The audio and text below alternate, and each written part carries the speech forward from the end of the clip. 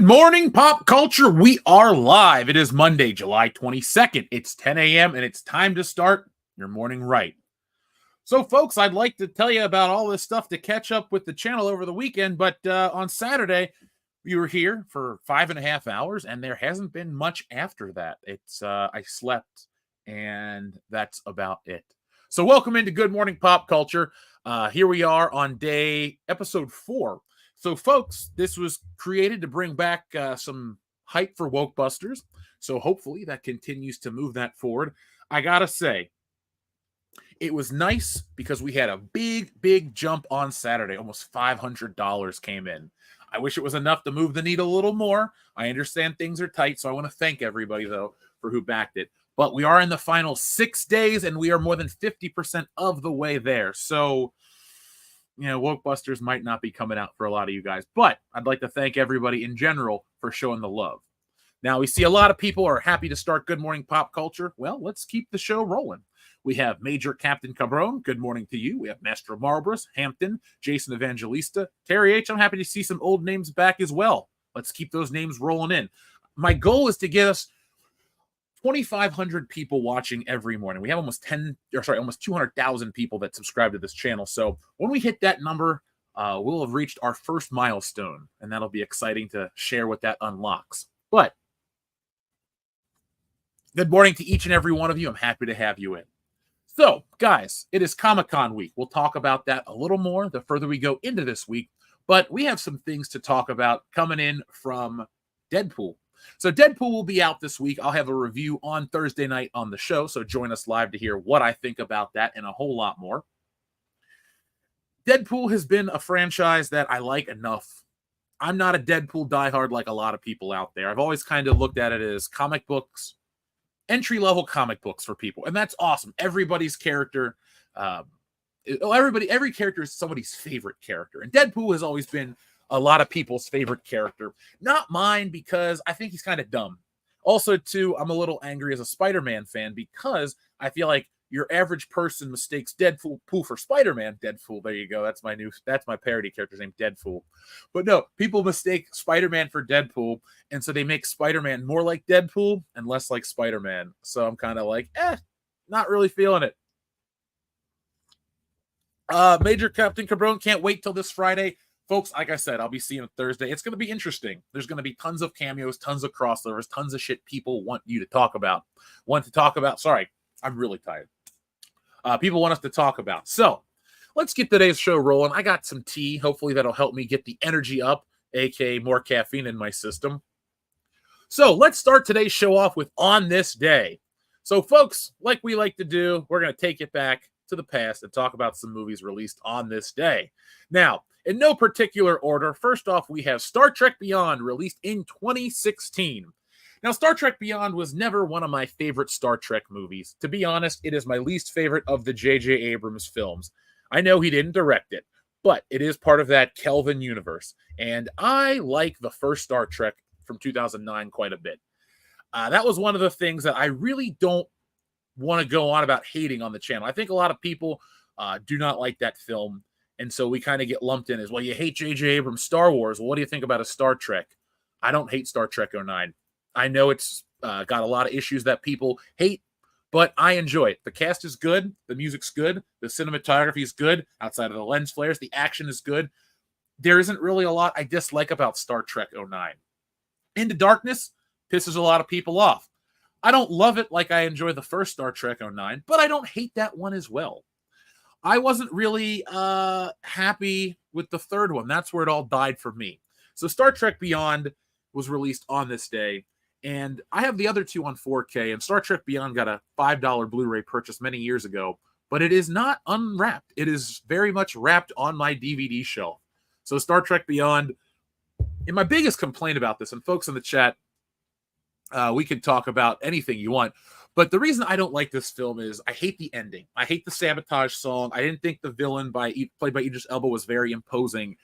I just didn't like anything about this movie, to be perfectly honest, and enough that I'll never watch it again unless it was for like a comment. Actually, I just won't. I don't want to watch Star Trek Beyond again, but Into Darkness is one I will watch again. I've seen it a couple of times, and I don't hate it. It's got some great visuals. It's got a great cast. Is it better than The Wrath of Khan? No, it is not. But I don't hate that movie. Hello, everybody. And the G.M.P.C fam, says Elizabeth. Yes, we are the G.M.P.C family. I will come up with something more poignant to say about family in a moment. You're grateful for them. Because I don't want to come off as something like any sarcasm. You guys are great, and I'm grateful for you. Now, folks, I see a lot of people talking about working and lurking. You guys can show some love to the channel by getting yourself a copy of the Workin' and Lurkin' mug. They're moving. I'm quite thankful for that. So if you do go over to shopwcbs.com right now, let me show the tab. Wait, that is not the right tab. That is the Shopify tab. We don't want to show. I don't want to show that. I'm proud of the numbers for Stealing Solo, but I'm not trying to show behind the scenes stuff like where people live. So, folks, if you go to shopwcbs.com right now, you can go over and check out this mug featuring Good Morning Pop Culture. Now, mine is on the way. Instead of this giant Starbucks mug that I got, I don't even know how I got this. Mugs are interesting to me. I should go through half of my shit in my house and be like, how did I get this? Because I'll tell you, every collectible on this shelf, folks, pick something, and I can tell you where I got it, when I got it, who gave it to me, and I probably remember what it cost. I remember what it cost then and what it's valued at now. So that'll be a fun game to play here on the channel. Pick something. I won't pick something because it's a little unfair if I say, I'm going to pick that Mankind that I got from the Coleraine Toys R Us for $19.99 in 2010. Like that, you know what I'm saying? That's not going to be as fun. But if you guys want to quiz me, pick something. I'll give you a quick, brief story. Now, a lot of you guys loved our telethon the other day. I had a lot of fun with that. We went on Saturday. I guess we'll have to do some more Saturday streams. I'll be doing some stuff on Saturday to keep the ball rolling for Wokebusters. We got 6 days left, and anything is possible. So, folks, if you want to help with that, just spread the word. All you got to do is share and retweet. I see who shares and retweets. Not that many people. You could be one of those people to help us out, and it would get the word out there very quickly. You ran out of coffee a while ago. You're down to lemon water. I just didn't get my French press set up this morning. I was like, I've had a lot of coffee. I don't want to overdo it. I know coffee and tea stain your teeth, and I'm very careful about that, conscious of that, because I grew up without cavities. So what do I think of the new Beverly Hills Cop movie? We got to check out the video here on the channel. Folks, the Beverly Hills Cop video took a lot of time, and I'd like more people to see it. Not only do I talk about the movie, I give you basically an overview where you can kind of check it out for yourself. But I loved it. I had a great time with it. I know some people are looking to pick it apart.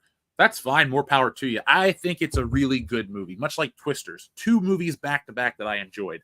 The new Beverly Hills Cop had great action, great comedy, great effects. The music was on point. Eddie Murphy was on point. It's exactly what Beverly Hills Cop is supposed to be in the modern age. His daughter is not a girl boss at all. His daughter kind of gets put in her place quickly by Axel, and then she comes around and wants to be on the side of Axel fully. And it was nice. I'm glad there was no wife involved. I'm glad to see Taggart and Rosewood back. I just really, really watched that one. Pagan God X, I haven't seen you in a while. What's up, man? How you doing? The thing is, Elizabeth, we have a lot of fun stuff out today. And this is kind of where I get a little frustrated. There's so much good shit out there, but nobody's paying attention to it. Like, even on YouTube, I make content about stuff I like. Nobody really seems to be interested, but they want to hear people complain about stuff. But this year alone, I'll just pull it like I said. Twisters, good movie, would recommend. Beverly Hills Cop 4, good movie, would recommend. There are some good TV shows out there right now, and you can't go wrong with the classics as well. King of the Hill is still a great show to watch. You know, King of the Hill is one of the most important shows ever made. And I know you're thinking, it's just a cartoon. It's not as great as The Simpsons or South Park. Or Family Guy. Well, first off, Family Guy can go take a lead. Seth MacFarlane has lost the lead a long time ago. That being said, Ted is a very good show. That's Ted, Twisted Metal. There's 2 more things I recommend. You know, folks, there's a lot of good stuff in the modern era. You just got to look for it, and you're not going to find a lot of it recommended here on YouTube. You can find it here on this channel, though. We're trying to bring some positivity and some levity to the world. You know, Jeff, you shill for the like them. I'm kidding. I don't want my sarcasm to mistake.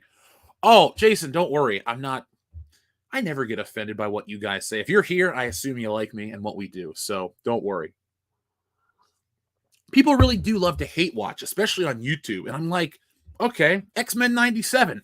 Let's rip into it. What is there to rip into? It was a pretty solid show. Acolyte does deserve the hate. The Skeleton Crew, we'll review it for the views. That's about it. I remember watching Attack on Titan with my kids. I'll tell you this, I'm watching an anime. It's called Jujutsu Kaisen. It's pretty good. Not great. I'm waiting for it to get great because my rule of thumb is 3 episodes. If we hit 3 episodes and it's good, I'll continue to watch it. And it is good. It's about a kid in high school. His grandpa dies. He's like, you're a strong kid. You need to protect people. Well, he and his 2 friends in the occult club. Oh, wait, no, the occult club quiz are gone. Sorry. Anyway, turns out he's got superpowers. He gets sent to this school, essentially, and he and these 2 other people go and fight and hunt demons. He can see the demons. He can see the curses. He's strong enough to fight them. But then they meet this class level demon, and he can't really fight it. So what he does is he eats like a cursed finger, and he gets superpowers from another demon. And so this demon can take over his body. And so you're watching the internal struggle between the demon and his subconscious, and then to fight for the body. So it's really interesting. It's bloody. It's a little silly. When I clicked on it, it said science fiction horror. I was hoping for something a little more like a Parasite or Death Note, where it's very dark and serious. Like, yeah, the gore's there. Yeah, the suspense is there. But this show's very light and fun, and it's kind of a weird contrast, but I'm digging it. Thank you, Avocado Molotov. I appreciate that. Let's see. Check out Ninja Kumi as well. Jamie Jackson, thank you very much for that. I appreciate you. Now, if you ever have an issue, what you can do is you can always just contact me. I've had, there's a couple over there, but we've had returns from post office issues. We'll reach out to you again. All you got to do is give us your address. We'll make sure you guys get that. Because if you notice, when you buy from my website, the books get shipped out very quickly. And our pal Kevin in the chat can attest to that. It should be there any day now. But folks, we're not going to sit and talk about books all day. We're going to talk about good morning pop culture. We're here from the cave. As you can see, it's well lit, well illuminated. You can see I got my giant Blue Ranger. That thing's huge. I got that at a con. I showed that the other day. And this poster for a movie we don't really talk about anymore. Let's move on for Bruno, aka Star Wars. JoJo's Bizarre Adventure. I've seen that show. I've also seen Bo. I liked that one. I like weird, trippy anime because it makes no sense, and that's what I'm into. But let's get away from, you guys like talking about anime and stuff, but let's go on talking about what else was released on this day. Let's talk about some stuff I do like. You can see I started off trying to talk about what was relevant, and I went down a rabbit hole of, man, I do not like Star Trek Beyond. But what movie I do like that was released on this day? Okay, liking this movie, I don't like this movie. I just like it more than I like Star Trek Beyond. And that movie is Jaws 3D. Have we all seen Jaws 3D? Released with, who's in Jaws 3D? We got Dennis Quaid, Lou Gossett Jr. I pulled that off the top of my head. Leah Thompson, Bess Armstrong. All right, solid cast. Terrible movie. Now, I'm a big Jaws fan. I used to not like Jaws. When I was a kid, it scared me. The idea of a shark eating you in the water. I saw it when I was very young, too. We're talking grade school that I saw Jaws, which is the perfect age to introduce a kid to something to terrify them for the rest of their lives. You know how it goes. But Jaws 3 was released on this day, and this is the second worst or third best Jaws, depending on how you want to break it down. And Jaws the Revenge is shitty. That's the worst. That's the bad one. Oh, man. So I don't really have much to say about Jaws 3. We'll talk about Jaws the original, because Pagan God X, the original Jaws gave me nightmares as a kid. The original one, yes, and I'm almost old. Yeah, I'm almost old, too. What is the line? Where do we draw the line to being old? We can just kind of be like, all right, I'm like Frank Reynolds. Toss me in the trash. I don't care. There's another good show. And you talk about things that can come back. It's Always Sunny in Philadelphia was so bad. During, let's say, the pandemic era. And it kept coming back, and it kept being shitty, and I was ready to write it off. Then the Ireland season happened, and I, too, thought that was pretty crappy. I'm going to take a veer off a course for a minute. I don't like thoughtful, introspective shit in my It's Always Sunny in Philadelphia episodes. I really enjoy Chipmunk Vengeance for becoming a new member of the channel. Thank you, Chipmunk Vengeance. You are appreciated here, my friend. Hopefully you enjoy the perks of being a member as well as helping the channel. Now, folks, I wanted to tell you guys this. I forgot to tell you. We recorded a Dunkcast last week, but I went back to listen to it, and it is full of technical errors, meaning Kendo cuts out, and I've gone back to the root recording and the individual recordings, and it did not record him. So I'm at a loss. Do I want to release something that's bad, or do I want to release nothing? I'm kind of stuck there. So, folks, if you can be patient, I'll go ahead and we'll re-record something for you guys, and then we'll be able to release it. Because it's like, hey, Kendo, what's up? Oh, I'm good. And then he cuts out. And I just didn't want to release something bad for you guys. I saw Jaws when I came out in 75. I was 6 years old. I was negative 13 in 1975. But my mom was in high school, and she saw that movie.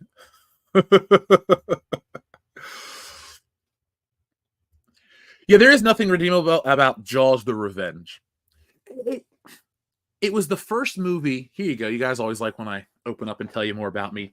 It was the first thing that I ever realized you could lose a body part. Like, as a kid, I never thought about stuff coming off or being removed. But that was the first thing I ever saw with that. And that was like, oh, God. And the guy just was lying there bleeding out. I was like, oh, no. So it was kind of a horrific thing as a kid, even though it's shitty nowadays and you laugh about it. But back then, like I said, single digits. And Jaws the Revenge was the first one I saw. We rented it. It just was a big mistake. I was one of those kids that thought, like when I was little, it's like, oh, the sequel. There's more. This must be the best one because it's new. New. Jaws 2 has its redeeming factors, but I would say Jaws is a one film franchise, much like Halloween. Jaws is a great movie in every sense of the word. It's action-packed. It's well-acted. It's got everything you could possibly want out of any film, not just a summer blockbuster. Jaws is that good. And then you have something that is schlocky and okay in Jaws 2, but it's like a VHS tape, like we always say here. They keep degrading. Every time a new one comes out, it gets worse. It's lesser than what came before it. Now, folks, we also have another movie that came out on this day, and this is something I wanted to talk about because I don't like the filmmaker. I don't like a lot of the things associated with this guy in general, but I didn't hate this movie. The movie that also came out on this day 2 years ago was Nope, directed by Jordan Peele. Now, I don't like Jordan Peele for many reasons. I'm a person, and I hope you guys get this on the channel. I'm all about unity. I want us to all get along, all get together. I'm not into that hippy-dippy bullshit. That's a different thing. I'm not about like that kind of hippie commune lifestyle. But I am about like, hey, folks, let's get together and talk about things. Let's work out the problem. Let's figure things out. I feel like a guy like Jordan Peele is the opposite of that, the antithesis of me. He likes to continue pushing the race-dividing bullshit in entertainment. Where are the guys that can make a film and it's not about their identity? You know, a guy like Tim Story made the Fantastic Four. I didn't realize he was black. I didn't even realize that. I didn't even think to look into him. So what I'm getting at is Jordan Peele, his Twilight Zone, Get Out, Us, all of these things very much follow the same type of thing, the same type of, I don't want to phrase it. It's all race-baity garbage, really. And I thought Get Out was trying to be funny. I understood the humor, but I also thought it was kind of like, well, here, again, we'll open up the thing. I've been in those situations, and I don't think it's funny, but it's kind of eye-rolling to me. It's like, oh, okay, I get it. The parents want to act a certain way because the boyfriend's not white or this and that. And at first I thought it was going to be funny. And I was like, oh, wait, this is trying to be satirically funny. And I found it stupid, which it's kind of frustrating because you're thinking like, oh, man, this is great. Everybody likes this. Let's get in on and check it out. And then I watched it and I was like, and I'm talking Get Out. But Nope.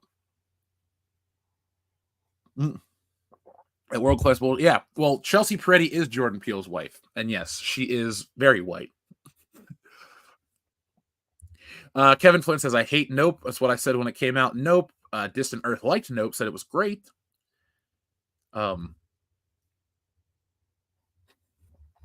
So I'm just trying to read everybody's comments. Donut Lord, I watch a lot of classic stuff too. That's kind of what I do to keep myself sane in the modern age.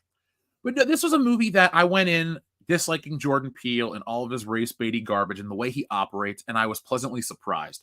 I don't like Daniel Kaluuya in everything. I hate, outside of Kurt Russell and John Carpenter, I don't like when a director just keeps putting the same actor in the same, like every time. It's like, here comes another movie from Jordan Peele with Daniel Kaluuya. Like Kendo calls him Get Out. That's his name on the show. It's like, oh yeah, it's this movie with, Black Panther, and Get Out shows up. So that's what he is to us. But I thought Stephen Yeun was pretty good. The woman, the sister, was fine. She was a little much to deal with. I've met people like her in real life, and I'm just kind of like, eh. But I thought the premise and the delivery and the execution, the special effects, all of that stuff played well. So much, in fact, that I went over to the Universal Studios ride where I could experience the Nope, what was that, the Prospector area, and it was cool. I felt like I was in the movie. So that made me pretty happy to watch this one. And I haven't changed my take on Daniel Peele. Who's Daniel Peele? He's like Daniel Craig. No, I haven't changed my take on Jordan Peele at all.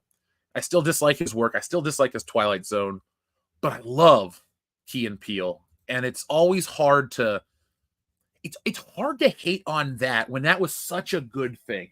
Key and Peele and Chappelle's Show are almost in the same, they're in the same company to me. Like Key and Peele had great skits. Most episodes are hilarious. Same with Chappelle's Show. But it's like the guy went off the deep end. And also, too, I dislike a lot of this stuff because it sends a messed up message that kind of goes against me as a person. I'm just like, wait a second. That is not trying to, that's not about what we're about with unity and stuff.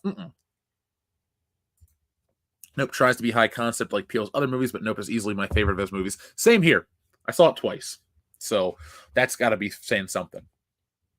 And then finally, here we go. Our movie of today. Released on this day in 2011, which is perfect because, well, it's a superhero week for Marvel. And we have, 4th of July was just behind us. Captain America, the First Avenger, was released on this day in 2011. And I'll tell you this, I was there. My friend Joel and I've seen every MCU movie with the exception, well, before Phase 3 ended. I had seen every one opening day or opening weekend. Ant-Man 2, I was 2 days late to the party, as you can tell here on the channel. But Captain America, the First Avenger, was such a surprising film, and it kicks off the best superhero trilogy of the modern era. The first film is the weakest film, but that does not make it a weak film whatsoever. What it makes it is a strong start to something bigger, to something greater. Chris Evans is a very good Captain America. I can't think of another guy playing the role, which goes to show you he's a pretty versatile actor. He's not going to win any Oscars, but he does make me believe in the character, and that's what's important with all of this stuff. I think entertainment, especially those people who make Marvel movies, DC movies, don't shoot for Oscars. Shoot for immortality. Now, sometimes immortality and an Oscar win go hand in hand, but sometimes that Oscar win comes from the, human element, aka Heath Ledger passing away. Now, I want to know what you guys think. Would Heath Ledger have won an Oscar for the Joker had he not died? I think it was a good role, but I think his death definitely pushed that over. And so I think what happened is you get a lot of people trying to make superhero movies higher art. And that's good if the subject matter matches. Road to Perdition, that's where you get a Tom Hanks performance in. Those types of graphic novels, those are the types of films that you want to elevate as high art. Captain America, though, is so much and so different. Captain America obviously needs to be iconic. He needs to stand up as a bastion of hope. And especially in a time now where you got assassination attempts, people are pulling out of races. It's a shitty time to be alive. You got cyber attacks, all kinds of crap. Things falling apart left and right. But we're here for you. But what we really need is a Captain America type of thing to look up to believe in. And it's hard to find that in today's day and age because everybody wants to, I don't even know how to describe what everybody wants. I don't think anybody really knows what they want. There are the people who out there who know what they want. They either know how to get it, they don't know how to get it, but there's so many people that are just out there to consume. And that's how Marvel treats the audience. And it wasn't always the case. Back then, I did believe in Captain America and what he would represent throughout that trilogy. But then we had the new television series, and we have the new movie coming out, and we have DEI directives and all these other things that are antithetical to a good story.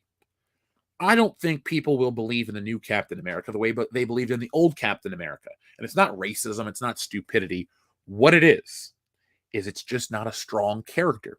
Sometimes a strong character isn't the most exciting, it isn't the most flashy, but it's the most consistent. And Captain America was the most consistent trilogy they ever released. Much better than Iron Man, much better than that Spider-Man trilogy, much better than the Thor trilogy. It's almost an embarrassment where Thor is these days. I did not like Thor Love and Thunder. Most people involved did not like Thor Love and Thunder. But this movie stands up, and I really do like it. The Star Spangled Man with the Plan was a good song. I think we all love World War II movies.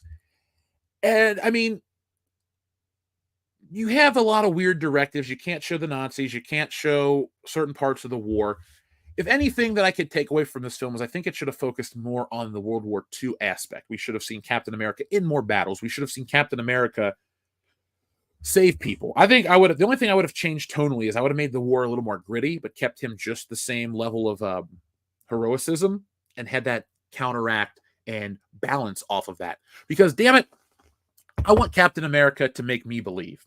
I know he's a fictional character, but he's a symbol. And we all love our symbols. And that is why so many of us get dejected or upset when these movies shit the bed. It's not an angry fan base. People are like, oh, these Star Wars fans, nobody hates Star Wars more than Star Wars. No, Star Wars fans have been disappointed and things have been ruined for them because they watch their favorite things be trashed and now they're demoralized. Same thing with superheroes. Are superhero movies out of vogue? No, they're not, but bad ones are. There's never been a time where bad movies are in vogue. We might joke around about The Room. We may love some of this shit, but it is not in vogue to ever make bad entertainment. We want good stuff. We want quality stuff. We only have so much time to be alive, and we don't have time to waste on crap. So let's see what you guys are saying about this. We'll keep on going today, folks. Funny thing, my mom's doctor's appointment on Friday. Guess what? She was wrong. It was today. So I had to take her to work again, and I got to cut this show short to take care of her. But I'm not complaining. She's awesome. So let's see. Mojo 86. It's the first time here live. Well, good morning, Mojo 86. Let's get more people here live. Spread the word. Maybe we'll do a breakfast theme episode. Maybe that'll be our theme of the show. Good morning pop culture. We'll have. Sorry, I'm getting ideas on the air. That's what you got to remember, folks. I work for myself. I do it myself. Sometimes inspiration strikes. Kind of like stealing Solo too. I'll tell you more about that later. Avocado Molotov loves this film. Yeah, I can't believe it's 13 years ago. That's the part that blows me away. Like, I remember this shit like it was yesterday. And oh man, I was so I liked this movie a lot. We were pumped. But then they showed the clips of the Avengers and I went, finally. Like that. I'm not even that big of an Avengers comic reader. But what it represented was we were finally getting Marvel movies taken seriously that wasn't Spider-Man or the X-Men. And I love Spidey. Like I showed on my stream the other day. I found this bad boy as I was out shooting a toy video. And this is a 2007 Spider-Man 3. It's just a resin paperweight, but it's got the quality of a statue. And I thought, yeah, I'm buying this for $10. I'm adding this to the collection. By the way, folks, on Saturday, you missed it. I did a huge unboxing. I showed my Hot Toy Spider-Man. I pulled that out of its carbonite casing. Yeah, Winter Soldier is still my favorite too, Elizabeth, but it's a great movie. Oh, the first Marvel movie you took your daughter to see. Hopefully it wasn't the last, and hopefully you guys enjoyed them all just as much. Jason was thrilled. Let's see. Hallie Atwell was tremendously wasted in the MCU. Yeah, but she looks great in these movies, and I liked her a lot in this one. See, one thing I do think it's important to remember is even if we grow attached to a character, if they don't really fit anymore, I do think they need to be written out. And Peggy Carter was the best. She was handled very well. It didn't make sense for Captain America to keep going to see an old lady. Like he went to see her in the first Winter Soldier, and then she died in the next one. And that kind of was exactly what she needed to be. But I do wish we would have got more Steve, because it's like after that happened to her, or yeah, happened to her, he kind of just goes back and wants to go back and live with her. Oh, my phone's left on. Sorry, folks. Don't want to get ring or text in the middle of this show. It's funny. I keep getting messages from Kickstarter about stuff, but I could have sworn. I swear, Kickstarter's full of bots, because I get people like, "Hey, do you want to sign up for this thing?" I'm like, "No, just tell me more about the project." Let's see. The Red Hulk and the new CGI Red Hulk looks terrible. Yeah, I'm sure it's not done, but I'm also not that excited for it. Civil War was great. I do enjoy that movie quite a bit. I'd like to see a Doc Savage adaptation that doesn't suck. I need to read more Doc Savage. I just do. That's just a statement. Let's see. I have my doubts about Captain America 4. Truthfully, I doubt the quality of all MC releases after Avengers Endgame. Yeah, we'll be talking about that in just a moment. We'll be talking about Deadpool. All right. So a lot of people like this movie. I'm sorry. Sometimes I'm going and I'm reading the chat and I go, oh, wait, I need to pay attention to the audience out there. So, guys, it's interesting to watch a movie like Captain America, especially in such a tumultuous time. Now, here's a question for you. Of the 3 Captain America movies, what era are we living in the most? I'd say we're living in a Winter Soldier era where a lot more shit's going down than we realize. I'm not saying we're infiltrated by Hydra or anything like that, but it feels like it, doesn't it? Sometimes it feels like everything's different. Up is down, left is right. Everyone knows the 4th entry is always the worst. Is that true? Because technically Star Wars A New Hope is the 4th entry in the franchise, and it's the best one. I know it's the first movie. Believe me, I don't need to have that. If somebody were to come up to me and try to explain that to me, I think I might like flip out on them, like literally do a backflip and go, I know, and walk away. A guy my size doing a backflip is going to get anyone to shut up. I'll be impressed if I can do it myself. Marvel burned their bridge with me with their treatment of Taskmaster. I get it. I know I say that to a lot of people. I know I say, oh, I understand where you're coming from. I don't disagree. But I get it with this. My favorite character is Spider-Man. I've seen him go through the ringer a couple times. My favorite characters are Indiana Jones, James Bond, and Han Solo. We've seen what happened to them in recent years. That's why I cling on to Beverly Hills Cop 4 so much. I didn't watch my favorite character get dumped on. It was great.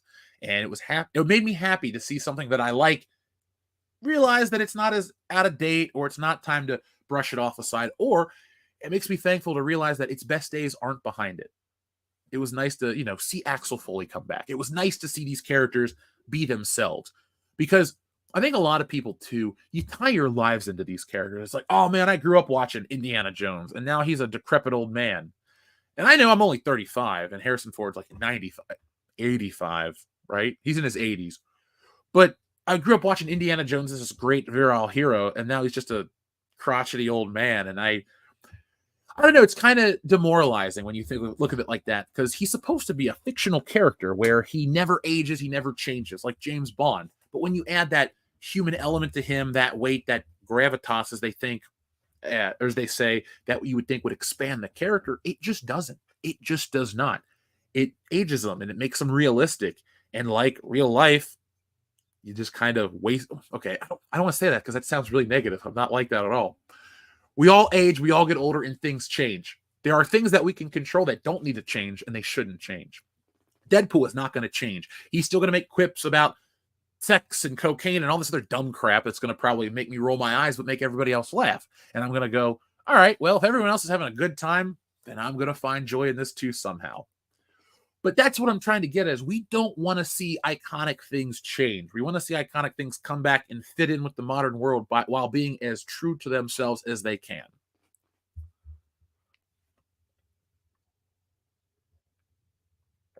Well, thank you, Sam. I'm going to be bringing back more Toy Series this week. Ollie says we getting new stuff in. We got some footage of Ahsoka. I got to hit these other stores. I'll be honest, I was like chasing Acolyte stuff, and it just didn't really pay off. So I'm just going to step away from that and do other things. Now, John Wick was a good movie. All 4 of them are good movies. It is now in the same conversation as Lethal Weapon for the most consistent action franchise ever. There is not a bad Lethal Weapon. There is not a bad John Wick movie. I think I like each John Wick the more they go on. I loved the fourth one. It was epic. It was grandiose. It was violent. The kills were over the top. It was humorous. When he fell down those stairs, I laughed every time. That is a great modern franchise, and I loved it. Now, the thing you talk about, like, seeing old characters come back. There's a new Beetlejuice trailer that dropped this week. I don't really think it's going to be good. I'm really worried. I want to see Beetlejuice in all of his glory, but I'm worried it's going to be kind of like The Flash or these other movies where they dust off an old character. Hey guys, remember this? Remember that? Remember Deo? Remember the door? Remember this? Remember that? There's no Beetlejuice formula. There's just a Beetlejuice movie. And so this is going to be a nice callback to all those things we love, but I don't expect a lot of originality. I haven't seen Nobody with what's his face? Saul Goodman, Bob Odenkirk. I need to watch that. See, now I love what I call dad rock action movies. You ever notice every February we get another one? It started with Taken, and then there were all those Liam Neeson movies. There's Taken on a Train, Taken on a Plane, Taken in the Woods with Gray. But now we got another older guy coming into the role with Nobody. I guess it started with Charles Bronson and Death Proof, or sorry, not Death Proof, not Death Warrant, not Death Notice, not Death Race. Why can I not think of a Charles Bronson franchise? Come on. Folks in the chat, help me out. I don't want to look it up, but I feel like an asshole on air. But we get those dad rock action movies each and every winter and February, and I love them. They're always pretty solid. They may not be game changers, but sometimes they are. Nobody. Death Wish. There we go. Thank you, Sajorjan. Thank you, Kevin Flynn. Thank you, Avocado Molotov, for being the first to say it. Death Wish. I couldn't remember it. Isn't some of that based off the Bernard Getz stuff in New York? That was a crazy time. We won't go. I wasn't alive for it, so. There we go. I gotta say, I love everybody jumping. Death Wish. There we go. I haven't seen the Bruce Willis remake, but that also came out in February of one of those years. It's a thing, and maybe we'll do Dad Rock Action February, this coming February. We'll all be blown out from the election. We'll all be blown out from Wokebusters and Stealing Solo 2. And by the way, I know I mentioned these things, and you're like, how do you do them? How can one be longer? How can one be quicker? When you're inspired, and I mean like really inspired like I am, stuff just comes to you. I have jokes written for Stealing Solo 2. Like one of my favorite jokes is, how did you know about this, Mark Hamill? Well, when you live in he's been living in the shadow of Harrison Ford for so many years. He's kind of always there, if you know what I mean. But that's neither here nor there. I'm sorry. Sometimes I get so excited to talk about these creative things. I can't wait until I got a ton of them so we can just do shows about those and other things, because it's the stuff you're all hungry for. And if we can get enough attention to it as a group, then we can get it turned into movies and shows, and then it'll be on everybody's mind. And they'll be like, Jeff, how did you do it? Well, I didn't do it alone, but it's because I think about these things a lot.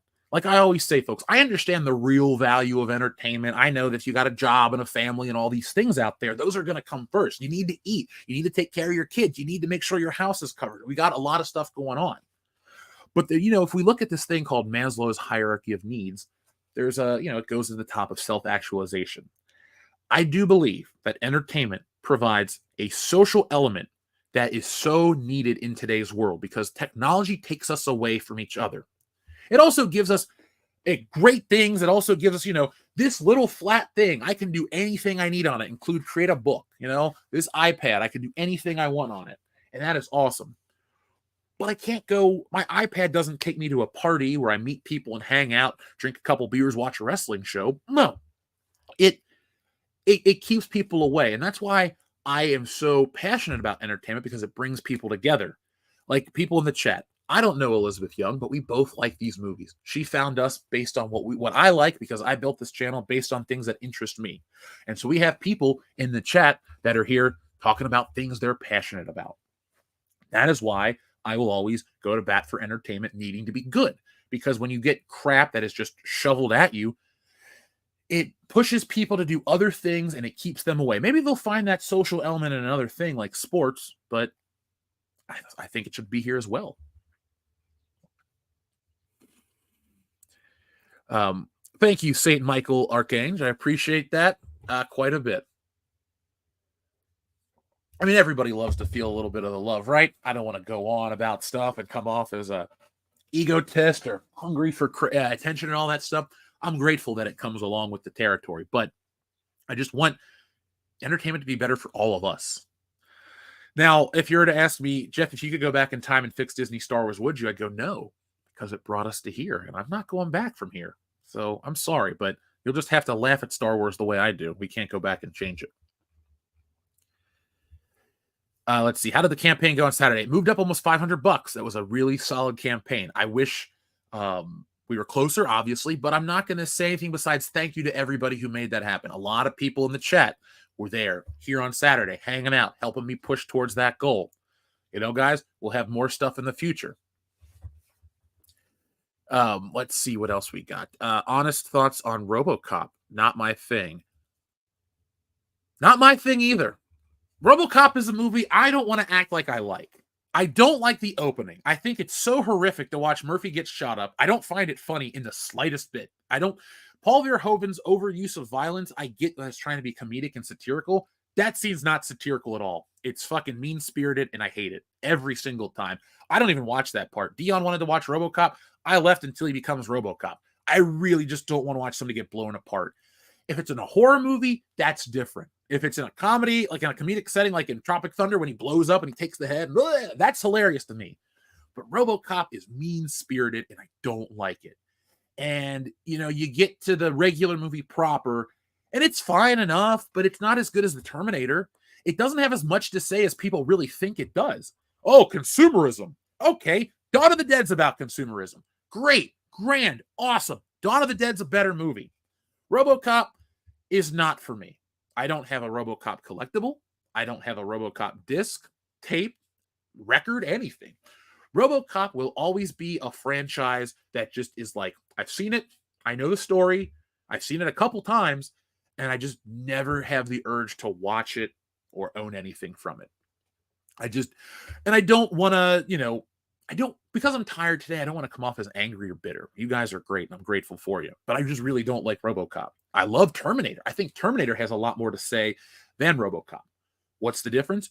Well, RoboCop is trying to be funny, talking about mindless consumerism and corruption in the police department. Okay. But Terminator, to me, is more poignant because it's about man versus technology, and that's a struggle we're living with today. We don't have killer robots coming from the year 20... What year did it come back from? 97 was Judgment Day.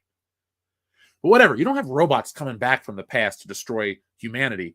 You have a reliance on technology that is destroying mankind's ability to do things on his own or its own. And that is why Terminator always stands up. And then Terminator 2 has so much good stuff in it. I mean, Terminator 2 is up there as the greatest action movie. I love Terminator 2. I can't recommend it enough. And it's not just about the man versus machine. It's the machine learning to be a man. It's the only time I like that trope. I'm not the biggest fan of Blade Runner either. I know I'm hurting people's feelings today. But to me, the trope of what does it mean to be human and a robot telling that, or a robot trying to learn how to become human, like Roy Batty's speech in Blade Runner is great. But I also just don't like that movie. I had it on tape as a kid. It was my dad's. Again, sad story, but my dad died when he was 23. I was 6 weeks old. So all I ever really inherited from him was his stuff that he had at the time. A Nintendo, videotapes. Those are how I formed the memory. I don't have any memories, so that's kind of how I just form an idea of who he was. And Blade Runner was one of those tapes. So was Indiana Jones and the Temple of Doom. And I love Harrison Ford even as a kid. So I was like, oh, it's that guy. So we watched Temple of Doom. 10 out of 10. Loved it. Watched it repeatedly. Watched Blade Runner. Couldn't get into it. Bought it on Blu-ray for the deluxe edition. Forced myself to watch each cut. Didn't really watch it. Bought the comic book. Not only the Marvel adaptation, but the Philip K. Dick adaptation. Read the book. I have tried harder than anything else to get into Blade Runner because it's annoying because nowadays, if you don't like something that people consider intellectual, they look at you as you don't understand it or you're not smart enough to get it. And that is not the case with me. I just don't enjoy Blade Runner at all. There are other high concept science fiction products that I enjoy. I will gladly watch anything based on higher concept science fiction or read that stuff. I love Ray Bradbury. I think my only issue with science fiction is the stigma that comes with being a sci-fi fan. Everyone thinks you're a big geek or a nerd. Like, oh, let me talk about the Klingons. Like, we're not talking about Star Trek. We're talking about anything else. Minority Report. A Scanner Darkly is technically science fiction. Another Philip K. Dick novel. And I liked that movie much more than I liked Blade Runner. But I preferred the book, Do Androids Dream of Electric Sleep, over A Scanner Darkly. Philip K. Dick is an interesting guy to me. Much like a Hunter S. Thompson, there's a cult of personality around his work and his quality work. And I think it's very important to read it in every era that, comes from it or comes after it. But I don't think they're the be-all, end-all. I do think a lot of younger people look to both of those guys when they're full of piss and vinegar. But then once you get a little more perspective, I do think, at least for me, I'll speak for me, but if I have more, as I have continued to gain more perspective, I have found that a lot of this work, while good, just doesn't speak to me anymore. I reach a point where, oh, thanks, but my princess is in another castle, and I need to move on personally from that stuff. And so that's why I don't sit and think about it, because I don't think it continually goes on. I don't think it continues to be relevant. Like the work of Rod Serling and the people in the Twilight Zone, that shit's way more relevant than we give it credit for. I think people look back as the sci-fi is hokey or the effects are hokey or the action or this or that. But, the impending threat of nuclear holocaust really created some interesting work because man focused on how little he is in the grand scheme of things. And you had a lot of great work come from that era. And as we now move into an era where we have no external threats, our humanity is its own great threat nowadays. We don't really have as interesting of stories. We got movies where John Cena sings about jerking off all day. It's funny. I like it. But I'm also looking for some things that really make me think somebody out there gets it. Somebody out there gets to the deeper issues. So that was my Apple Box moment. I am stepping down from that. Let's see what you guys are saying right now. Good morning to Aurora Uplinks in the chat. Great to see you here. I think people misidentify RoboCop. It's dystopian horror. It's not comedy. It's about the dangers of what we can become of society and the consequences of that. We are potentially mean and cruel people, and RoboCop has the evil opening to basically say that what will we become if we do not correct our behavior. Now, see, that is a great way to make me want to think about the film and recontextualize it. My personal biases would have to be overcome. I got to think about it. I can't come up on air and go, you know what? You're right. I'm going to change everything. John, I'm glad you checked out Twisters. I'm glad Chris Gore recommended it as well, but thanks for taking my review into account as well. I like Chris Gore. We had him on the show before. We were on the first channels to ever have him on. Who would I like to play the next James Bond? Pierce Brosnan. He should come back. Old Man 007. I've been saying it for years. I'm telling you guys, the movie's easy. You give him a one more run, Old Man Bond. He shaves off the beard. And I know people are going to say he shouldn't, but darken that hair. Brosnan looks good. If you darken his hair a smidge, you can make him look like it's 2002 again, and we can get an old. He can be an older James Bond, but he doesn't have to look haggard. You don't have to do the Logan thing where he looks like he's on death's door. James Bond's stylish. Make him stylish, even in his old age. But if you want an honest answer, if Henry Cavill would have been cast as Bond, good. I like him enough. He's a good Superman. The movies are crap, but I like the actor, and he's great in The Man from U.N.C.L.E. That definitely captures. Because James Bond is not this, earnest guy, and he's also not this, realistic, down-to-earth dude. He's a fucking international spy. He's an enigma. He's an idea. Play him like that on screen. We all want to look up to James Bond. And he's supposed to be the epitome of cool. He's not anymore. I'm sorry, Elizabeth, that I hurt your feelings. I know you're joking. But, hey, I just had to say my piece. Kevin Flynn says Blade Runner is overrated. Robin Williams Bicentennial Man Robot Becoming Human. I don't like that movie, John Thomas. I saw that when it came out in 99, and I was like, this movie, no. Who Really Cares says, I thought Blade Runner was really slow. Let's see. The original 3 indie films, Temple of Doom's always been my favorite. That's a great take. I love it. I love all 3 of those, though. The Paul Verhoeven trilogy, RoboCop, Total Recall, and Starship Troopers. Now, Freddie, I love Total Recall. Absolutely love Total Recall. I own that shit on 4K. That is the epitome of practical effects. The giant head that they built for the Mars stuff, that looks great. And the whole, is it a dream? Is it not? I love that movie. There we go. That's for Philip K. Dick. We Remember For You Wholesale is the name of the title. And then Starship Troopers, again, another movie I love. Got it on 4K. That one, I get what they're going for with that. But RoboCop just never landed. Also, too, RoboCop is this weird franchise to me. And maybe the first movie is about what we were talking about a moment ago. But then it's like, there's Nuke, the drug. And then there's the jetpack in part 3 and the TV series. And then he teamed up with Sting to win the WCW title. Like, RoboCop had a rough 1990s. I mean, harder than Vanilla Ice, if we're being honest here. Let's see, catching up on the chat here. Everybody knows James Bond, that he would be the worst spy ever. Here's the thing. He doesn't use a code name. Also, too, James Bond movies are not hard-edged espionage movies. They're not meant to be like a Tinker Tailor Soldier Spy. It's fantasy.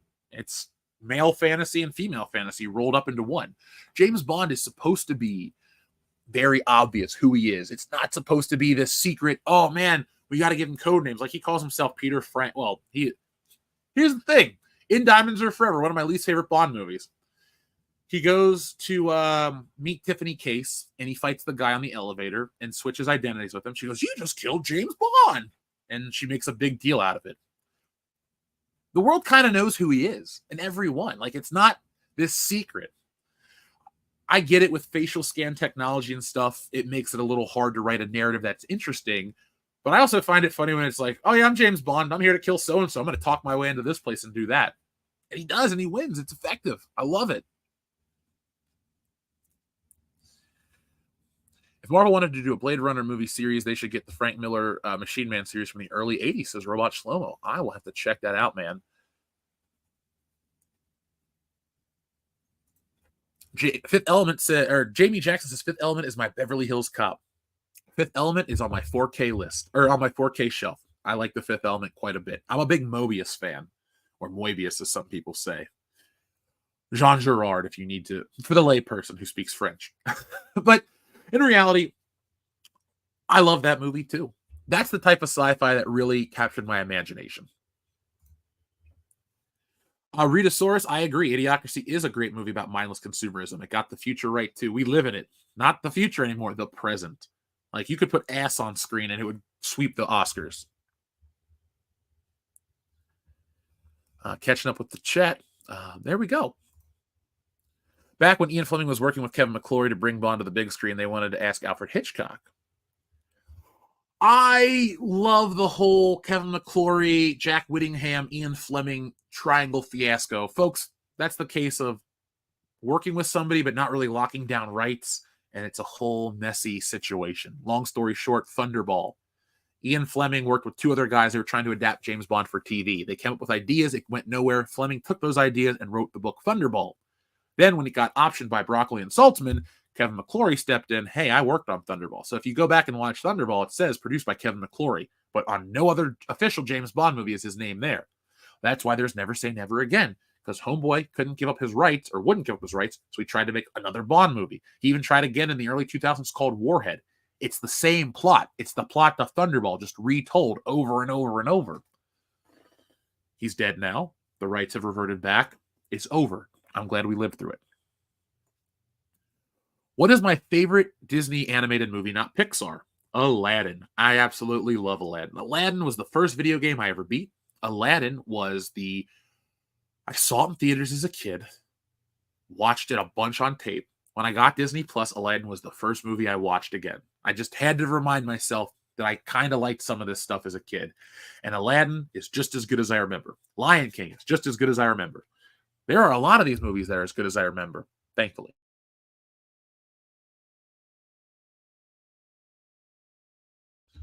But, that was also 30 years ago. Man, I'm old.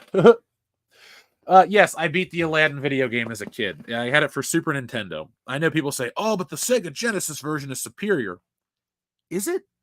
It has better looking models, but the platforming was much more fun on the Super Nintendo, and it was difficult. I prided myself.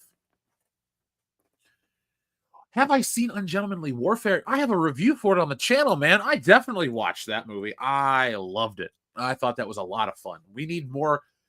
Well, I won't say we need more World War II films because we got a lot of them, but I like movies that are very straightforward. We're not trying to tie in 12 universes. We're not trying to change this and change that. You know, this is a story. It was real. We're making a movie about it, and we do it the best we can, and we move on. Plus, I really, really like Guy Ritchie movies. I thought Operation Fortune was excellent last year. That was one of my favorite movies. That's what I'm saying, folks. Like, the shit from Disney and the big stuff from these companies is not that great. And I know you're all tired of it. I am too. But other stuff out there, like Ungentlemanly Warfare, like Operation Fortune, Super Mario, I thought was a solid movie. There are a lot of great things out there. All right. So I'm reading the chat right now. Kevin Flynn watched after my review. Thank you, Kevin, for all the support. I want to talk about the James Bond love story in just a moment. But folks, hit that thumbs up button. We need to get those numbers up, the rookie numbers. Now, what I'm going to do for you guys is I will be here on Wednesday and Friday, and then I need to figure out how to map this out better. I would like to get videos made for every day and have a good morning pop culture stream in the morning. I know you guys want that, and I'd like that too. It's a lot of fun. It's so cathartic. I guess what I'm trying to say is thank you guys for being here for this show. It's very nice to be able to just be myself, talk about these things, and have fun with you guys all the time. And I'm grateful that you're here. Sometimes I'm tired about stuff, or like tired from stuff. I can't act like I'm tired of things because I would be upset if this was over tomorrow. I'd be like, man, all that time and it's just over? Damn. But I've been a little sleepy, so thank you for tolerating me for the first 45 minutes as this caffeine kicks in. Now, Aurora Uplands, I do want to say one thing, though, before we talk about the Bond love story. I don't dislike violence at all. I just like that scene. It is too much. It's just like, I don't even like to think about it.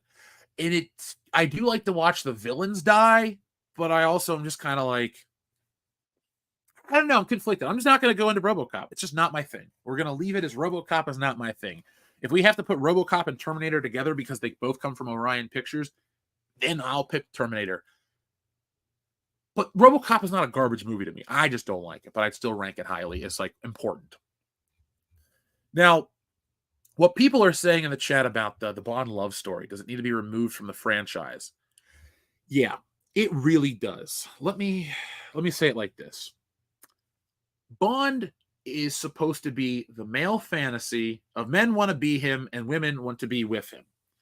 Daniel Craig James Bond was a tired, bitter, beaten down old man, and he got bamboozled over a 23-year-old girl. Like when you go back and watch No Time to Die, and he goes back to the gravestone of Vesper, and he has to keep going on about her. Oh, my love of my life, the love of my life. Cover your ears if you're going to be offended by coarse language. James Bond was pussy whipped. He let some 23-year-old girl get over on him so much that he spent every day bitter and dejected. That version of James Bond deserved to die. I couldn't stand the fact that he was so, I'm in love with Vesper. James Bond got married once. She died. He moved on.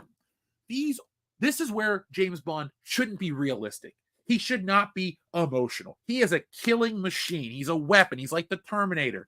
I understand why you cry now is a great moment at the end of Terminator, but that whole movie, he's got his prime directive to protect John Connor and stop Skynet. James Bond's prime directive is to entertain us and be cool. And a cool factor is so incredibly important. I don't think it's cool to watch James Bond mope over Vesper. I don't think it's important to watch James Bond mope over his wife, but they use it so sparingly that when his wife comes up, you go, oh man, that really cut him to the core. But he's also trying to get with Talisa Soto and Carrie Lowell in that movie, License to Kill, so we move forward. Same thing about James Bond's backstory. You really only need a couple lines here and there. It's really meant to be up to your interpretation. In the book, it tells a little bit about his upbringing, but it's not about his upbringing. There's no James Bond novel that is about James Bond being a child until the Charlie Higson 007 and a half series or something that came out years later, Young Bond. Don't like it. So that is the thing. The James Bond love story should not be anything moving forward. It should be James Bond being himself, being our action hero that we need. James Bond is not a mopey guy. He's not going to sit around and cry. He's not going to go, oh, I lost the love of my life. I'm going to go drink myself. And like, it makes no sense to me that he keeps going back to drink over her loss. Like, one movie he's sad, one movie he's not. One minute he's trying to be with this girl. They took away the fun nature of it. And I think it might have to do with the producer and modern feminism and entertainment and all that crap. I know you're thinking, oh, well, God, more of this. Yeah, more of that. I think the smartest thing for Bond to do is go away and never come back. You've had two franchises. One ended on a high note. One ended on a low note. People think that the Daniel Craig ones are the greatest ones because Skyfall made $1 billion. Well, adjusted for inflation, Thunderball made almost that much too. So James Bond has been more popular. Anybody that says, oh, Bond has never been bigger than Daniel Craig. Bond was always bigger than Daniel Craig, but Daniel Craig thought he was bigger than Bond. That's why we had 5-year gaps between these movies and an actor who did not care. If I didn't give a shit and I show up to work every day, everybody would notice. Oh, there he is again. He's bitter and angry. Ugh. Fuck it. That's what James Bond came off as. I want him to be cool. You know how surprising it was that he said Bond, James Bond, in Skyfall to me? That should not be a surprise. That should not make me go, oh, I'm watching a James Bond movie. For the first 6 years of Daniel Craig's tenure, I was waiting for him to shit or get off the pot. Every one of those movies is like, he's Bond, but he's not. He's Bond, but he's not. He's Bond, but he's not. Then he's dead. What the hell is this? He ruins the greatest character of all time. Yeah, they tried to make a Bourne movie with Bond. That is what they did.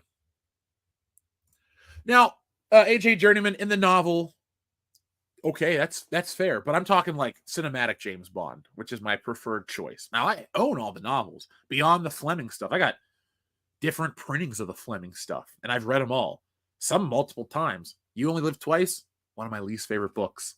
Did not read it more than once.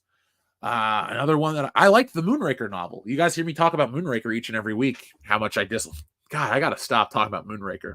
All right, folks, we're making a promise now on the channel. No more Moonraker talk. Never again. Is James McAvoy, could he pull it off? You know,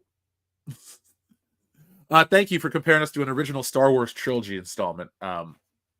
It's great to be compared to something that great. Now, James McAvoy. I'm sure he could. And I don't think James Bond needs to be particularly young. He's a 35-ish year old guy. He shouldn't be a young boy. He should be an older man. Like Superman should be in his 30s. Batman should be in his 30s or up. Like Spider-Man is the early 20s superhero that we all like. But James McAvoy, he could pull it off.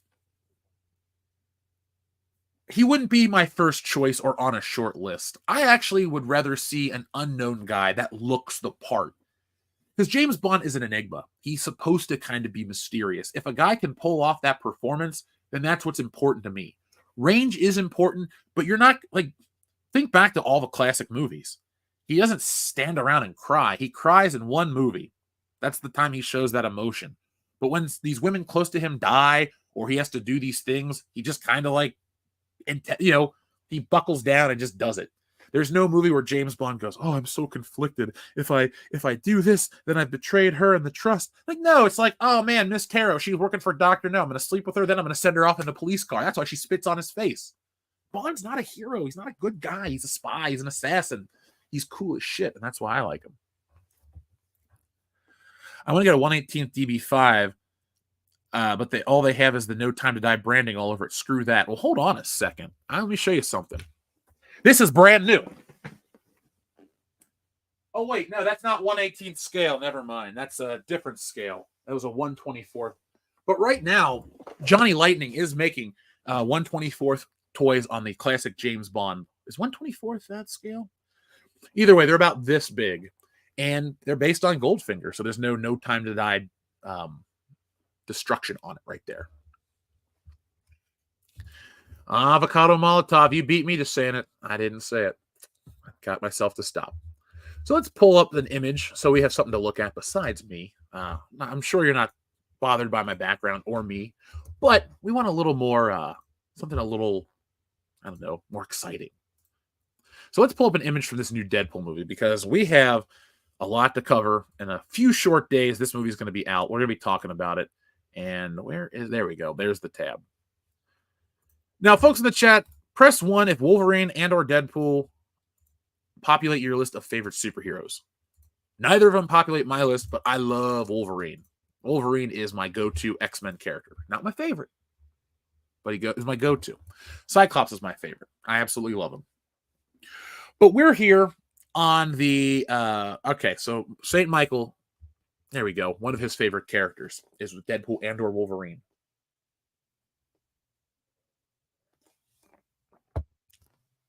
There we go. Sorry. Early mornings. Well, not that early. I don't have an excuse. I've just been up a long time. So all we have on screen here is Deadpool and Wolverine. Now, this movie is going to make bank. This movie is going to be successful. I think this movie is going to get a lot of people thinking that the Marvel brand is back. And I would like for these movies to be good again because I had so much fun when they were good. Now, I will have to remove, this is just for me. I'm not telling you guys how to operate, but I'm sure one should stop thinking about how bad phases 4 and 5 were to get excited for this. But I guess some people think that sends the wrong message. Of, we gotta stand our ground about bad entertainment. And I agree with that. I don't think this is the one, though, to dig your heels in. It's kind of a foregone conclusion that this will be a hit. People like Deadpool. People like Wolverine. It's got 1,000,001 cameos. I would be surprised if it got bad reviews. People are saying $1 billion in the chat. The reason I don't think it will be anything but a success is because people are so hungry for something to be good, for something to hit. And this will be it. Now, moving forward, I don't think the other films will be as well received or will be as impactful because this movie has so much going for it and so much going into it. And Disney knows that too. A lot of people are curious, what about Deadpool? Will he be neutered? They put out that trailer to let you know Deadpool will not be neutered. They put out the other trailers to let you know that it's going to be raunchy. The humor is on point. It pretty much feels like a Deadpool movie. I just don't think that's going to trickle down to other MCU films, like next year's Captain America or these shows on TV. All right, our first super chat of the morning comes from Master Marbrus. Thank you very much for supporting the channel, keeping us alive. I love Blade Runner. We must agree to disagree on that. And that is okay, my friend. I'm never going to once tell you you're wrong or you need to change your opinion. That's what I like. I want people to tell me what they like versus what I like and why they disagree. Now, in the case of Blade Runner, I think I've given it the old college try. Like I said, I've watched every version. I've tried to watch them multiple times. I own the books, the comics, and the Marvel adaptations, and the Philip K. Dick book. I've read them all. I really got into it. It wasn't a story for me. But that doesn't mean I'm trying to change your mind or tell you I disagree any more than I have. I will just say this. In regards to Blade Runner, I gave it everything I could. There is nothing else to try with Blade Runner for me. Except Blade Runner 2049, but I didn't watch that based on my opinions of all the other Blade Runner content. Now, I also, too, I don't think Deckard was a replicant, but I know there's a lot of things that say he is, as, Edward James Olmos is his handler, and the unicorn is his dream and all that stuff. My interpretation early on was Deckard wasn't a replicant, but I'm sure that's the thing too. That like isn't interesting enough for me to like keep going back to watch and look for the little clues. Like, is he? Like, if I want to watch a movie that's like that, I'll watch The Thing. Is Childs really the Thing? Did he feed him the gas? Did that ending's a little more thought-provoking to me and interesting. And also too, if the Thing is actually there with McCready, what's next? He'll eventually die. The Thing will go out and terrorize the world, essentially. I like when movies make me think like that.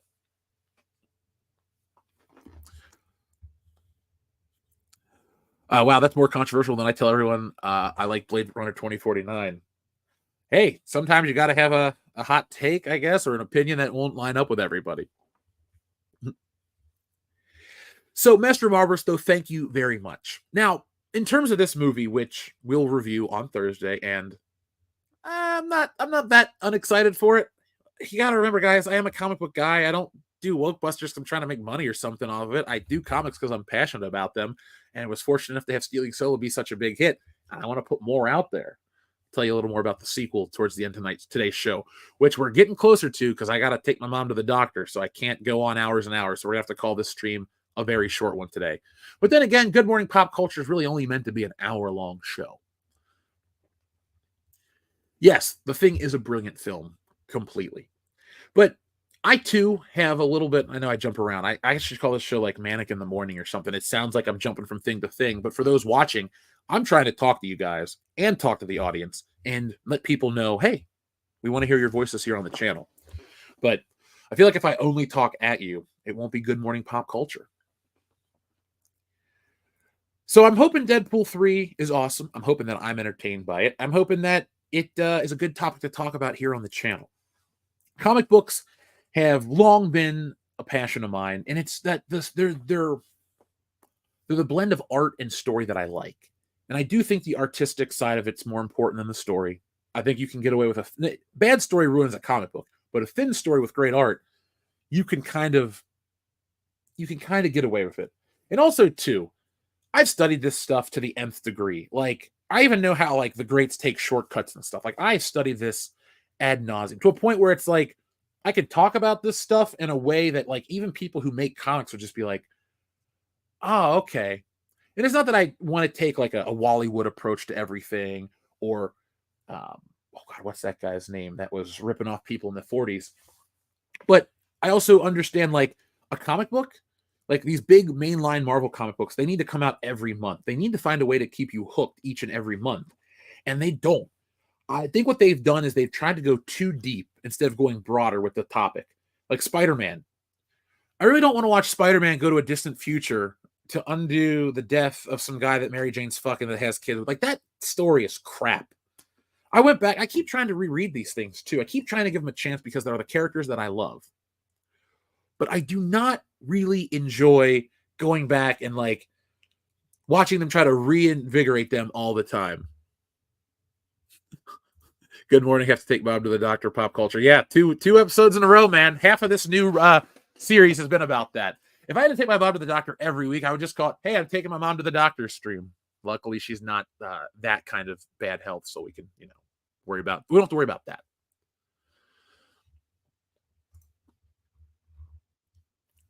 Let's see, get a drink here. I also need more sleep. You think the film's going to hit and it's going to be gone in a couple months? With the Marvel fans being the way they are, it will never be forgotten. I think a lot of people are burned out. The majority of people aren't just thinking about Marvel. Deadpool will get them thinking about it again, but it's not going to get them to go back to watch Black Widow and the Eternals and Shang-Chi and all these ones that sucked. People aren't going to go, man, Deadpool is great. I got to watch She-Hulk. No, those bad things are kind of like irrelevant. You can't get away with that. It's time to move on. It is time to move on with that, or from that, excuse me. Hollywood was the man. You guys should check out who did a video on him. A lot of people do videos on him. I don't ever feel like I will never do those types of videos because I don't feel I could add anything to some of these guys' legacy or lineage. If I did a John Romita Sr. video, which I'd love to do, it would probably be boring because I'd go on about the line. Look how beautiful the line is. And you even got Frank Miller on record going on about how great John Romita's line is. And if you're thinking to yourself, what does that mean in art? Well, let me explain it to you. Certain people have like a very distinct ink style. And John Romita had a very clean line. He could tie everything together. That's why his stuff looks so appealing on merchandise, because he made it look nice and clean. Jack Kirby's work is rough and realistic and literally in your face like this, boom, fist, messed up teeth, shit like that. Great art, great and powerful. But it's another inker that has to come in and make Kirby's work look a certain way. Romita himself did it all or could do it all. I mean, there are countless books where he didn't ink. I mean, Jim Mooney is his best inker. But later on, Romita did ink his own work, and he's got the best lines, the most beautiful stuff. But you see what I mean about my esoteric love of comic books? Sometimes it just doesn't make for interesting content. So, guys, we're going to go about 15 more minutes. I know today's episode was a little wonky. I need more sleep. Yesterday, I had to take care of some stuff, and now I'm back at it again. But Wednesday's show is going to be a lot more exciting. I think the exciting part of what makes Good Morning Pop Culture work is the coffee. Maybe we'll get our own branded coffee. Good Morning Pop Coffee? No, that doesn't work. We'll come up with a catchy title for the coffee. It'd be a lot of fun. It's like, yeah, drink the same coffee that Jeff does from the same mug each and every morning here on Good Morning Pop Culture. That'd be a weird life to live in. Yeah, I'm a coffee sponsor now. I got this, I got that. I'm waiting to hear back on the Star Trek people. They asked me my quote. I named my quote, so let's see if they're going to say yes to that. You'll only understand that kind of observation if you're an artist yourself. Not saying non-artists can't get something out of discussions like that. Well, thank you very much, Elizabeth Young, for giving me a different perspective on how to think of it, because I live in this shit so much. Maybe it's a good time to take you can't really take a break away from any of this, because you only got so much time, and I got a really strong drive to make my next story. Wake and Bake Pop Culture. Shit, that'd be a fun show. Man, I would love that kind of a show. But I don't really know where our audience is. I look at the demographic and I look at what people talk about, and I can see, like I said, you guys are people to me. You're just not just numbers on a screen. I have said that countless times. But you do need to look at the data for YouTube to be successful. And I want to, be the world's most successful YouTube channel ever. We got a lot of way to go to get there, but we still have some time.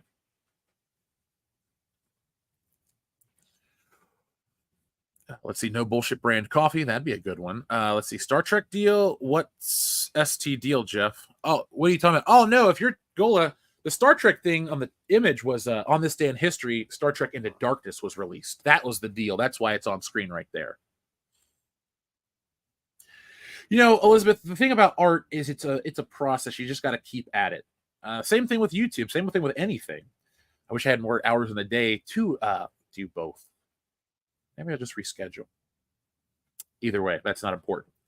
But there's nothing greater than me, like, just to sit down and do it. And I really do like looking back. Like, it was really fun on Saturday to share the sketches, the rough outlines of stuff, so you can see how things evolve. I really liked sharing who I am as an artist, because so many people just see me as a toy video guy or a Star Wars guy. I know my shit. I'm passionate about all that stuff.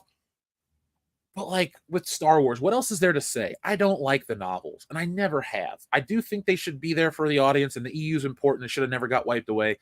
But I'm there for the movies. I don't care about what's out there in like, oh, didn't you read this the time where Luke Skywalker took a shit on Dagobah?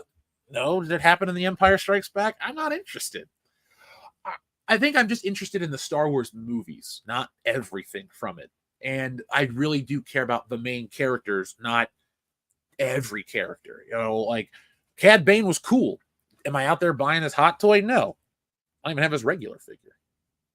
But I do have my tastes in this stuff. Is Campbell doing a series or a movie? I don't know what you're asking there, John Thomas. Maybe in the morning you should wear a robe like Hugh Hefner. You mean like I did for Tits and Art? You don't remember Hugh Hefner, where I had the smoking jacket and the captain's hat? Is it down? Do I have the jacket available? Hold on a second. I do have that jacket.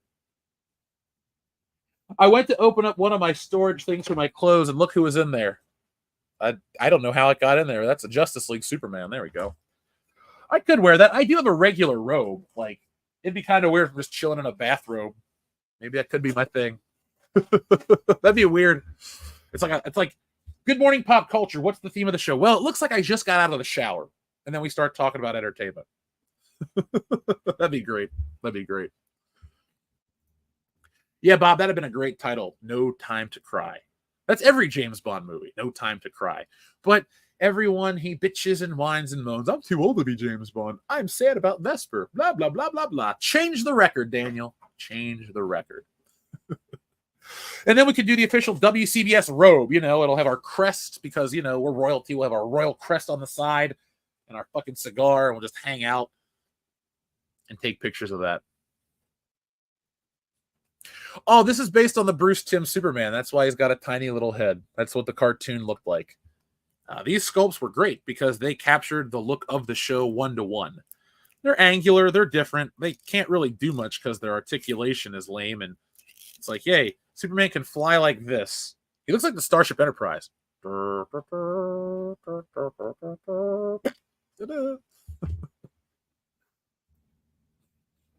Well, maybe you'll get one of those robes, my man. Maybe one day. But who knows? The future is bright. Anything is possible. So I'm going to show you guys something from the collection today since we're going to close it out because I got to be on time for that doctor's appointment. But let's pull back something old from the past.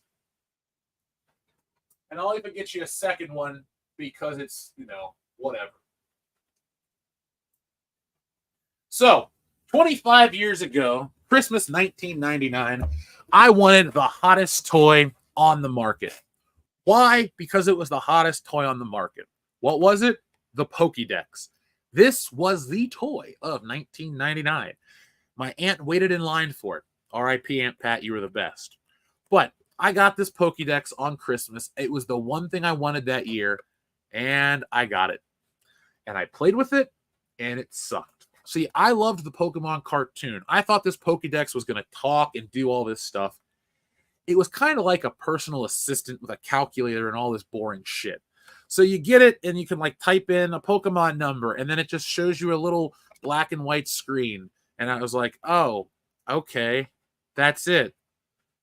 And so I continued to collect my Pokemon cards. I continued to play Pokemon Yellow and Pokemon Stadium and Pokemon Snap. But this, the story around getting this toy is so much better than the actual toy itself. Like Christmas 93, when I tell that story in print, you'll know that that was the greatest Christmas story of all time. And I didn't even need to make up some bullshit like the Red Rider, okay? I get it, it's a real toy, but Gene Shepard just made that up. My shit was a lived experience.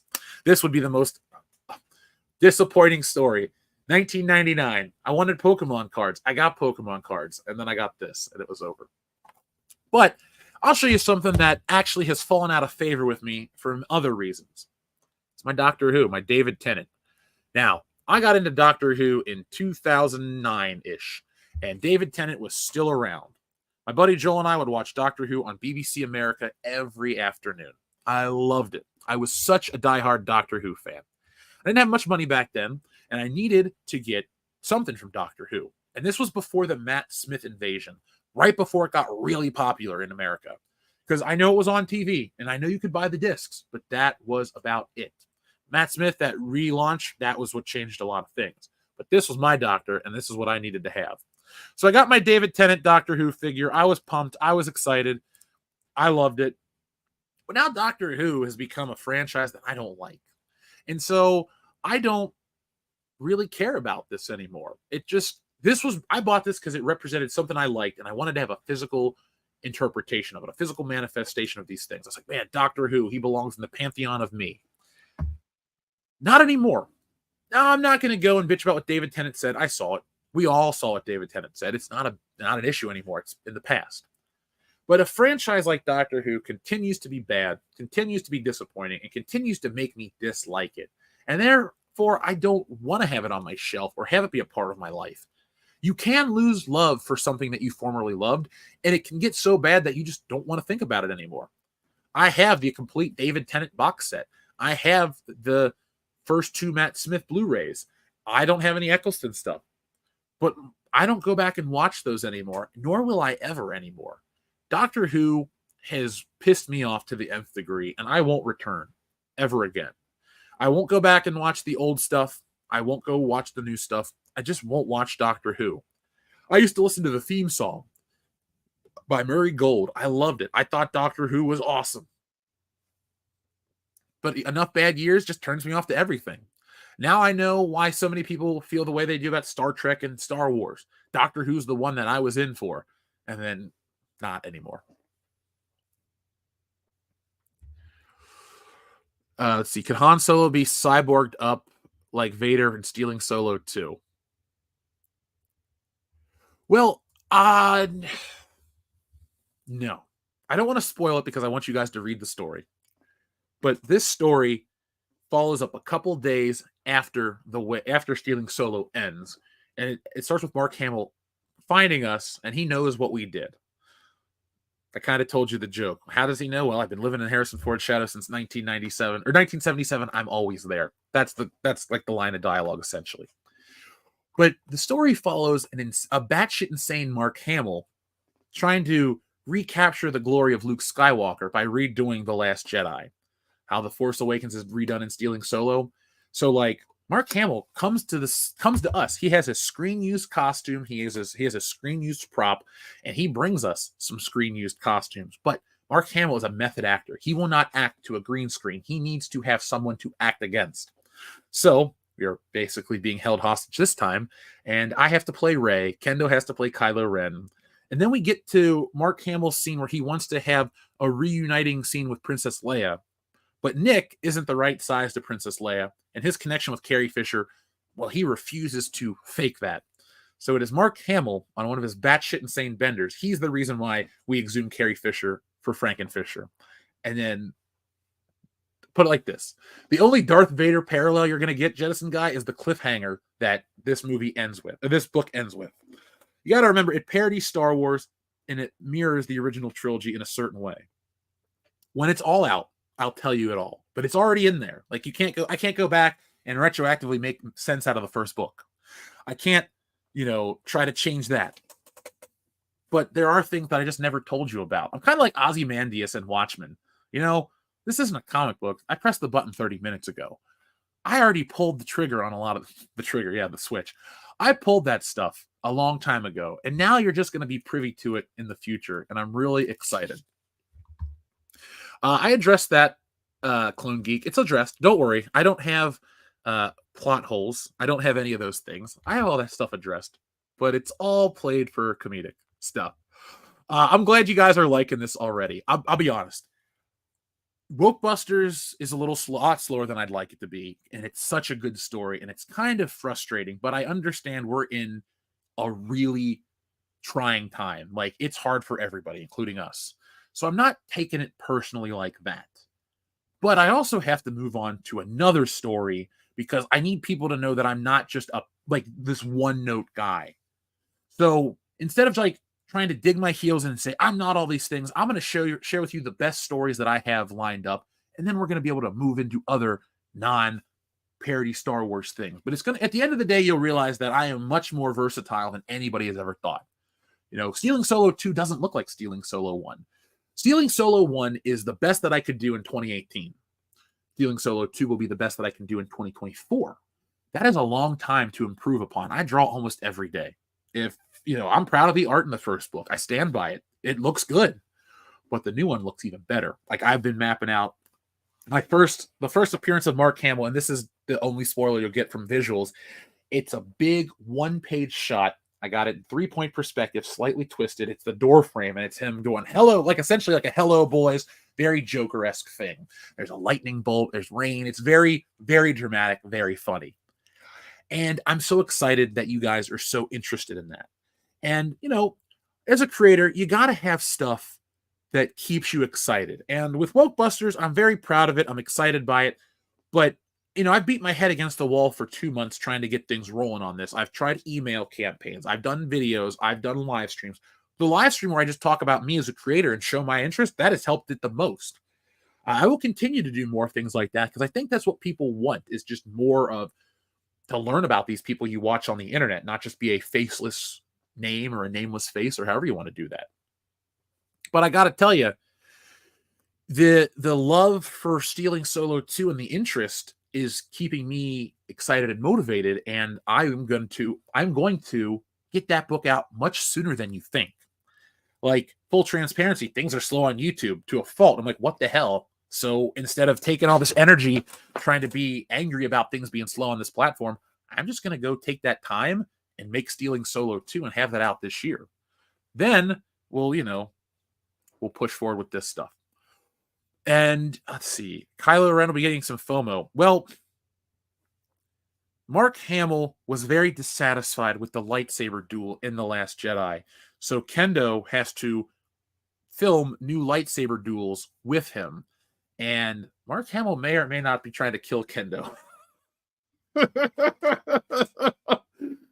But last visual, Kendo wears a green screen suit, full green screen suit with a Kylo Ren costume and a wig, but his glasses. So he kind of looks like Tommy Wiseau in that getup. And see, this is how I know the story's right to tell and how it's the right time to do it is when the ideas flow like this and they just hit you. It's like boom, boom, boom, boom, boom. I got the outline knocked out in 2 hours. And the outline was so good that it's like, well, then in the next book we'll do this, this, and that. So I kind of outlined 2 and 3 in an afternoon. And now it's time to go back and write the script. And then it'll be time to do the art. And I'm going to write the script, do a piece of art that will be promoted as a cover. It'll be the old man Luke with you got to see it. Sorry, that's that. But even the cover, I mapped it out. I changed the name too. It was going to be Shadows of Bullshit Stealing Solo 2. I think that hurts our channel. The name hurts our channel. And I'm trying to figure out if I need to pull the trigger and switch that too. Because there's something that affects us on this platform. And I do believe it's that. And also too, why name your title something that you believe hurts your channel? So right now it's Stealing Solo 2, The Power of the Farce. That's the name of it so far. Maybe we'll change it, but I'm sticking with that one because it's a little more straightforward. I'm going to cut away from being as esoteric about certain things or as vague. With Wokebusters, there's a lot of meaning into that title. And I do think the vagueness of that story, and people still associate woke with right side politics versus left side politics. It literally is a story about people who are supposed to benefit from left-leaning politics fighting against that kind of shit because the world they live in doesn't actually benefit them. It just makes it worse for them. That's kind of one of the underlying themes of Wokebusters. Because we even say, there's no I hate when you see any actor say white people are bad or these types of people are bad. It's not the case. There are bad people. Their race doesn't make them bad. And I make fun of that in this book because our villain kind of buys into that. But he himself is also white. And that triggers him. And you've never seen a story where King Kong gets triggered and instead of climbing up the thing to get Fay Ray and fight off the airplanes, he's up there to get away. That's his safe space because he's been triggered. Even though he's a giant blue monster that can step on people and eat them and kill them, Homeboy's offended. And that's really what makes him great. What makes an actor a method actor? Yes. Well, what makes a method actor is like when let's say I'm playing Shia LaBeouf. Okay, for example, he was going to be in that tank movie, Fury. He didn't shower. He got grungy. He was gross. He stunk. He was trying to live in the role. A lot of people say method acting's lazy. Like Jim Carrey method acted for Man on the Moon, Andy Kaufman. That pissed a lot of people off. He acted like he was, he was Andy Kaufman, and it hurt. It hurt his, it didn't hurt his career, obviously, but it hurt his interactions with a lot of people. Method acting is just when they think it's real and they become assholes for it. Will there be a Stealing Solo Mega Pack, or will that happen when Stealing Solo 3 comes out? Kendo gets sliced. The Mega Pack will probably be, well, there won't be enough books for a Mega Pack, realistically. Selling the book has been great, but it sells. There will be, if I were to put out realistically, I will be able to offer some, okay? Because my goal is to get this thing lined up for right after the election. It'll be a situation where it's like, things are a little more solid. And, you want to get something as a holiday gift. I'm going to line it up to where, you'll be able to get it around Christmas. I'm starting now. And, I like YouTube and all, but it ain't helping out right now. So Stealing Solo 2 will help move the needle. So I'm just going to let you know that the Mega Pack could be a possibility. But when we get to Stealing Solo 3, there is going to be an option. Not a Mega Pack, but a deluxe hardcover edition with everything in the book. That's my ultimate goal. X-Men Grand Design was one of the nicest books I've ever seen in terms of cover, layout, everything like that. It was an Ed Piskor book, R.I.P. Ed. That book really stuck with me. And that is such an influence. And so there will be a Stealing Solo trilogy one day. And it might just be called Stealing Solo the book. Well, it'll have a better title. You got to remember too, folks. I'm trying to share early ideas with you guys. And sometimes early ideas shouldn't be shared. I want to give you teasers to let you know what's coming, but I also worry that if I share too much and it doesn't sound like it's prepared, that it sounds like a bad idea versus an unfinished idea. So I don't have a name for my Stealing Solo trilogy besides that. But I do know that I want the leather-bound edition, the final book, to look like the old Laserdisc packaging. You know, remember the old Star Wars logo that is well, I'm not going to bend over and pick that one up, but remember the old logo? That's the one I'm going to be parodying and riffing on. So that deluxe edition is going to be great. I do need to go drive my mom to the doctor. Thank you, Avocado Molotov. Folks, this has been fun. This has been a lot of fun. Wednesday, we're going to have a lot of fun, too. It's weird not watching The Acolyte. What am I going to do with my Tuesdays? What am I going to do with my week? Oh, yeah, make content that I like and you like. Star Wars, no thank you. So, folks, this week is Comic-Con. I'll be covering that and a whole lot more. Wokebusters, we got just a few days left. We're in the final 6 days. Let's share that with you guys right now. As you can see here, we've moved up. Thank you. All right. We're now only $197 away from that $5,000 mark, which is the halfway marker. But I refuse to quit or give up. I'm going to push through to the very, very, very end. But as you can see here, folks, all this work is done by me. It features the WCBS guys. You don't have to like the show to like Wokebusters. Much like Stealing Solo, it really just features our faces, maybe like more extreme versions, but it's not too insular. Now, here we go. We have the back cover with the painting. I drew the pencils. This was painted by one of my collaborators. She did a wonderful job. Again, we took the cartoony version of us and we wanted to paint it like an old Roman or an old, not Roman, excuse me, an old oil painting. So this was fun. Here's a baby version of our villain, the old Stay Woke Trigglypuff Man, as a baby. This is some artwork from the book. This is our first triggered beast. This is in the college campus. He gets triggered after we do a science experiment, and he destroys the building. We get fired, and we go start our own business in Portland, Oregon. Here's one of the scenes where they run into the River of Woke. Obviously, I'm not sharing the dialogue with you guys, but there's stuff like that. Put it like this, and this also too, it's not called the River of Woke. I don't go for some of the more tongue-in-cheek, low-hanging fruit names. I think that's funny, but that's not my type of humor. I jokingly referred to this as engendered fluid, but it means too much. Anyway, there's car chases. This was one of my favorite pages. This was an early page. If you noticed in the earlier Indiegogo, this was a different car. I had guaranteed people like a 50-page book and stuff would happen in Wokebusters. Now you're getting 100 pages. Yeah, I went a little overboard. Actually, the thing is, I didn't go overboard. This story needs that much room to breathe because I want people to know, too, I'm not trying to poke on political issues, make a quick buck, and get out. This book will stand around. It has a lot. It'll stand the test of time. Much like the movie Ghostbusters, it's more than just fighting ghosts. This book is more than just fighting outrage monsters. It talks about the society we live in, and there's a lot of action, too. Like here we are flying in off the giant creature, the Huya, which stands for head up your ass. It's this giant monster that is impervious to the Wokebusters beam, the logic blaster, I guess is what you'd call it. I call it the magic wand. That's how I refer to it as.